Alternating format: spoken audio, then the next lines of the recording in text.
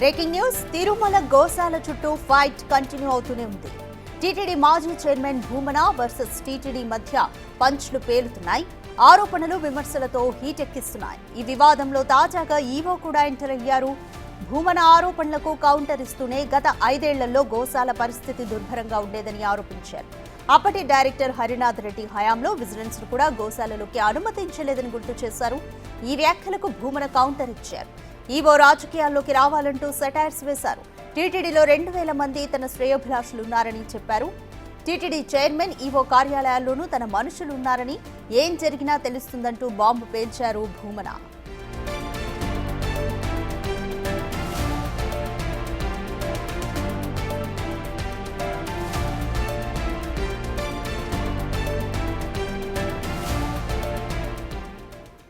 Complete details మా ప్రతినిధి దామోదర్ అందిస్తారు. దామోదర్, తిరుమల గోశాల చుట్టూ వివాదం ఇంకా కంటిన్యూ అవుతూనే ఉంది. ఈ నేపథ్యంలో భూమన చేసిన కామెంట్స్ ని కూడా ఏ విధంగా చూడాలి?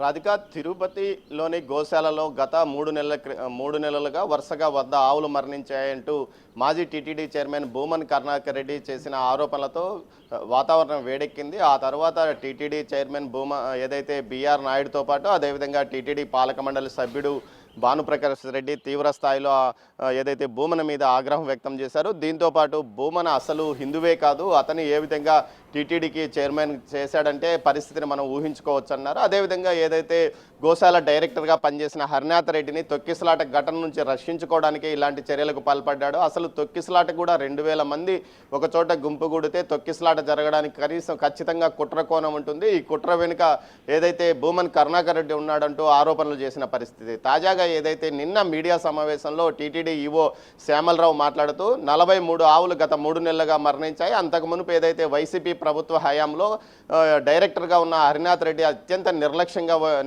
గోశాలను మెయింటైన్ చేశాడు. ఇటు కానీ పలంనేరు కానీ అదేవిధంగా ఏదైతే ఇటు ఎర్రవారిపల్లి మండలంలో ఉన్న 3 గోశాలలో కూడా పెద్ద ఎత్తున అవినీతి అక్రమాలు జరిగాయని, ఒక్క దానాలోనే 1,73,00,000 పైగా అక్రమాలు అవినీతి జరిగాయంటూ కూడా ఆయన ఆధారాలు బయటపెట్టారు. విజిలెన్స్ అధికారులను కూడా గోశాలలోకి రానివ్వకుండా హరినాథ్ రెడ్డి అడ్డుపడ్డాడంటే అతను ఎంత అధికారం చలాయించాడో, అదేవిధంగా టీటీడీ చైర్మన్కు ఎంత ముఖ్యుడిగా ఉన్నాడో కూడా అర్థమవుతుందంటూ చెప్పుకొచ్చాడు. అదేవిధంగా ఏదైతే గతంలో ఒక 6 నెలల కాలంలో ఏకంగా 79 ఆవులు మరణించాయి. అదేవిధంగా పురుగులు పట్టిన దానా పశువులకు వేశారు. అదే మురికి నీచుతో ఉన్న పాచి పట్టిన నీటిని ఏదైతే పశువులకు వాడడానికి మొదలుపెట్టారో, దీంతోపాటు ఏదైతే ఎరువులు తయారు చేయడానికి ఒక కంపెనీకి పెద్ద ఎత్తున నిధులు కుమ్మరించారు. ఈ విధంగా అనేక రకాలుగా అక్రమాలు గత 5 సంవత్సరాల జరిగాయి. హరినాథ్ రెడ్డి వ్యవహారానికి అంతటికీ మూల కారణం హరినాథ్ రెడ్డి యొక్క ఏదైతే అవినీతి అక్రమాలు బయటపడతాయని, ఈ కారణంతోనే ఈ ఆవులు మరణించాయి అంటూ ముందుకొచ్చాడు. దీంట్లో ఏదైతే కల్తీ నెయ్యి ఇష్యూ కానీ ఇతర కారణాల్లో కానీ అనేక అక్రమాలు పెద్ద ఎత్తున జరిగినప్పటికీ వాటి మీద సిట్ విచారంతో పాటు విజిలెన్స్ నివేదికలు బయటకు వస్తున్న నేపథ్యంలోనే వీటిని పక్కదారి మళ్లించడానికి కేవలం ఈ ఆవులు మరణించాయనే ఇష్యూను బయటకు తీసుకొచ్చాడంటూ కూడా ఆయన చెప్పుకొచ్చారు. ఆ తర్వాత 3 గంటలకు మీడియా సమావేశం ఏర్పాటు చేసిన భూమన్ కరుణాకర్ రెడ్డి తీవ్ర స్థాయిలో ఆగ్రహం వ్యక్తం చేశాడు. ఏదైతే ఈవో శ్యామలరావు రాజకీయాల్లోకి రావాలంటూ సెటైర్లు వేశాడు. మరోవైపు 43 ఆవులు మరణించాయని చెప్తున్నప్పుడు ఆవులు మరణించినట్లే కదా అని కూడా చెప్పుకొచ్చారు. మొత్తం మీద అయితే ఈ వ్యవహారానికి సంబంధించి టీటీడీలో 2000 మందికి పైగా శ్రేయోభిలాషులు తన వారు ఉన్నారు. వారు అనువనువు టీటీడీలో ఏం జరిగింది కూడా చెప్పుకొస్తారు. నాకు నిఘా నేత్రాల్లాగా పనిచేస్తారు.